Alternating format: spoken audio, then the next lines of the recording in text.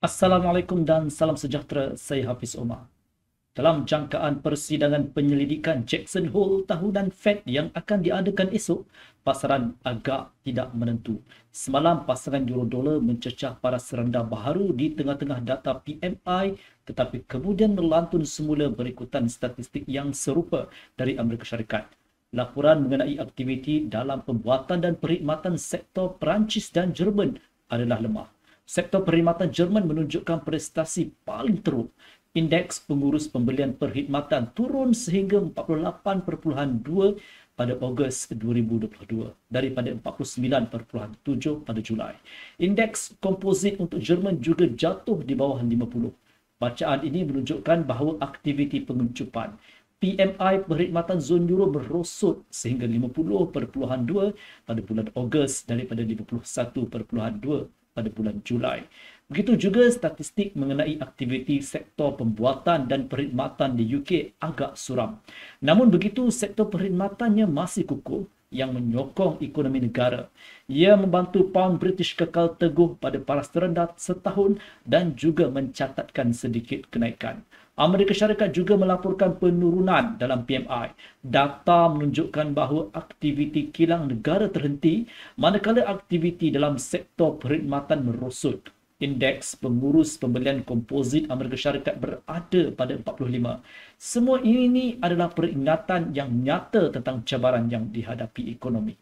Selain itu, jualan rumah baharu Amerika Syarikat yang menjuna mendadak sebanyak 12.6% pada bulan Julai juga mengesahkan bahawa ekonomi sedang merosot ke dalam kemelesetan. Kalender makroekonomi hari ini tidak mempunyai sebarang keluaran berita penting. Amerika Syarikat bersedia untuk melaporkan data mengenai pesanan barangan tahan lama teras yang diramalkan meningkat hanya 0.2% pada bulan Julai. Jualan rumah belum selesai Amerika Syarikat dijangka merosot sebanyak 4.0%. Sekali lagi, semua ini mengesahkan pertumbuhan ekonomi yang perlahan. Sekarang mari kita lihat carta dagangan euro US dollar dan kita akan pertimbangkan dinamiknya dari sudut teknikal. Memandangkan simposium 3 hari tahunan Fed akan bermula esok, saya berpendapat bahawa pasangan euro dolar akan kekal dalam julan. Oleh itu, saya cadangkan fokus pada tahap terdekat. Menurut carta 1 jam, tanda 0.9941 bertindak sebagai sokongan. False breakout pada tahap ini akan mencipta isyarat beli. Jika harga naik melebihi 0.9979 dan mengujinya dari atas ke bawah, jumlah pembelian akan meningkat lagi. Dalam kes ini, euro akan berpeluang untuk merapat sehingga 1.0017 dan kemudian 1.0054. Pada tahap 1.0054 terdapat kemungkinan untuk penjualan di rebound dengan tujuan untuk mendapatkan pembetulan intraday 25 sehingga ke 30 pips. Sebagai alternatif, penjualan boleh dipertimbangkan di tengah-tengah false breakout di 1.0017 atau 0.9979. Dalam keadaan ini, seseorang boleh mengharapkan penembusan di 0.9941.